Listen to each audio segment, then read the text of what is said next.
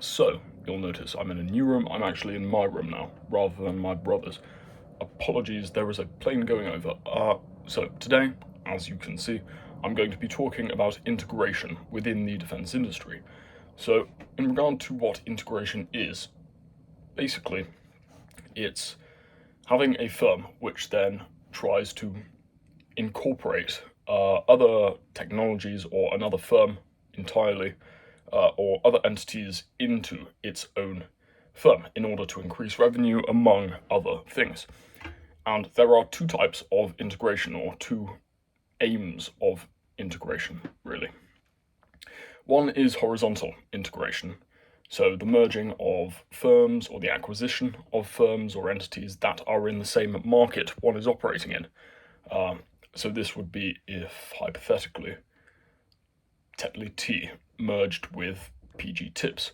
The idea is to increase the specific market share within the sale of tea bags, let's say. And beyond that, it's to combine infrastructure to increase not only the firm's size, but synergize the firm's sort of specialities. So, the idea is beyond sort of the increase in revenue and to take more of the market share. Although, if you were to look at it purely theoretically, that is generally where the value lies. Anyway, vertical integration is the merging or acquiring of other actors within your supply chain. So, we looked at supply chains last time. If, let's say, PG Tips bought a tea leaf farm, in a lot of cases, this can be about increasing general market share. They might think that this tea farm is a lucrative business, something that they probably have experience with, can run reasonably well, and know that these places can actually charge a fairly high premium for their high quality tea leaves.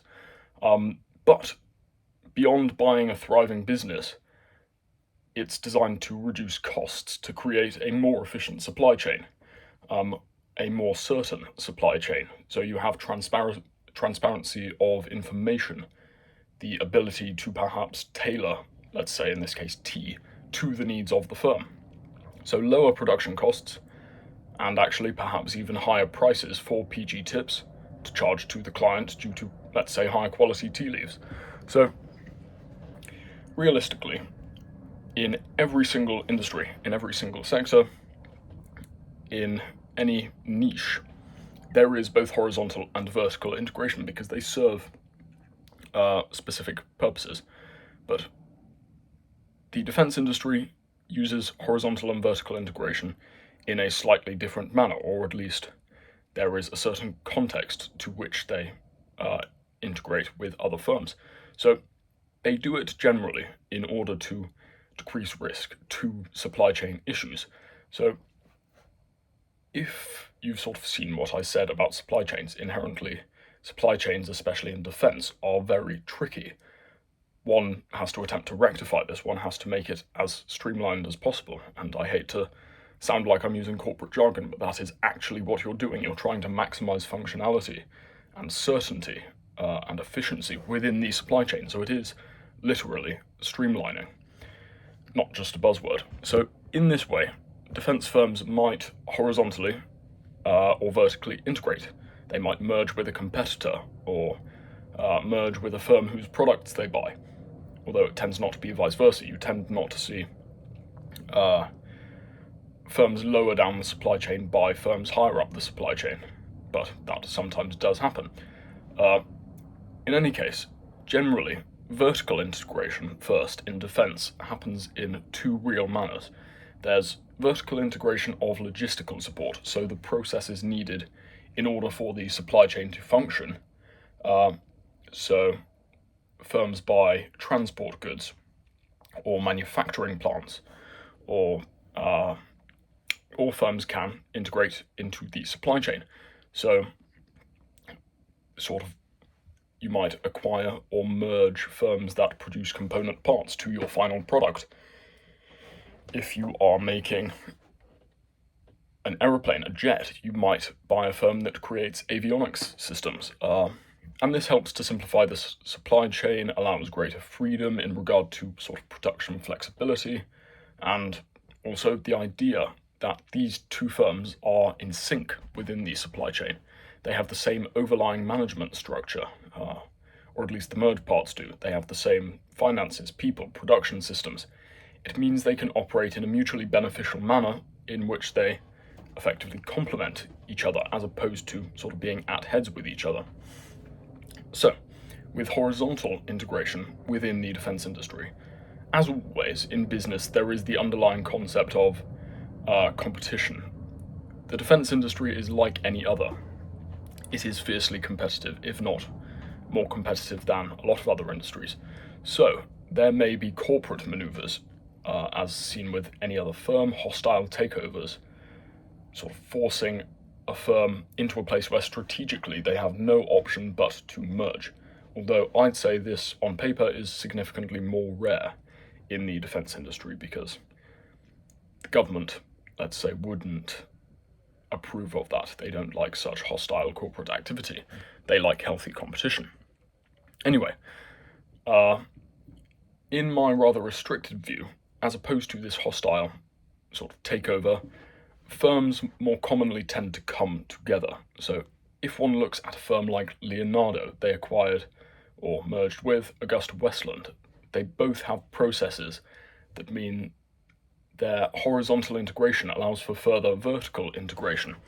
So the products they make, let's say avionics systems for helicopters, or certain aeronautical parts, the midsections of certain commercial planes, it allows them effectively to use suppliers, to share suppliers, to increase their relationship base and make their supply chain more secure. So I won't go too much into the complexities of it, but it really does mean that, their supply chains, their deadlines, everything becomes combined and can be used to a greater effect for strategic use within the firm. And I'm not saying strategic use in the military sense, I mean in the corporate, the business sense.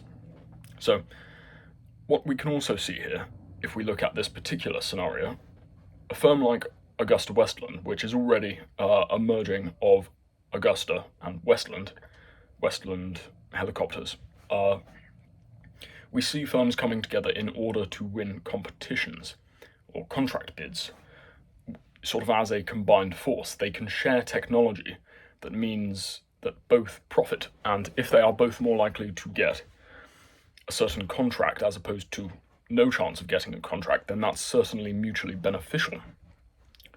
And so the relationships with this other firm is often reasonably good because it is a mutually beneficial relationship. So both manage to profit. They can also both broaden and simplify their supply chains, which again is pretty important considering how unreliable supply chains often can be, and that minimizes risk.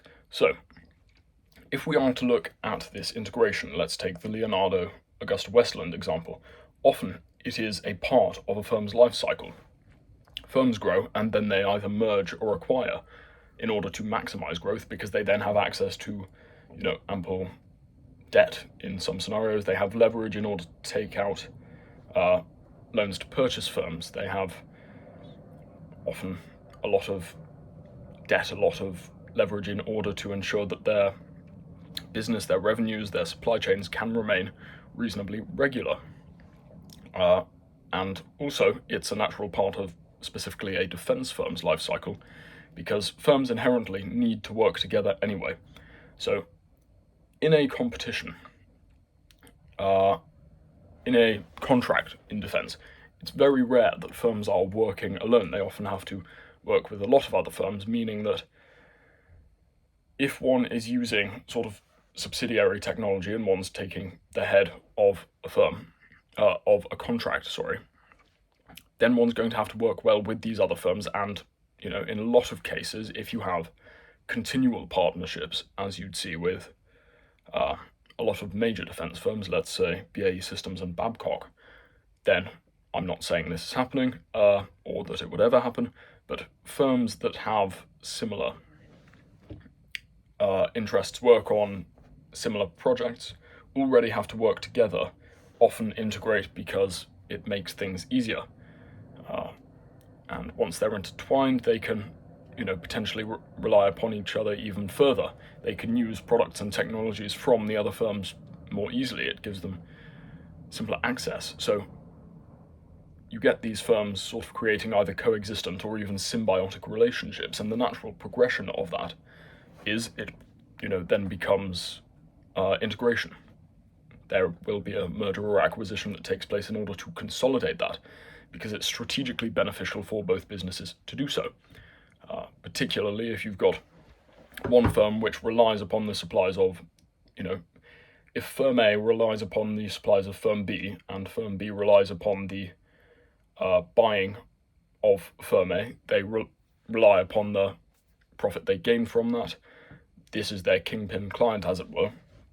Then they can combine, and that's a very positive thing for both firms because it gives them greater security. So I'll have to sort of breeze through this a bit, but mergers and acquisitions are often encouraged by governments as well.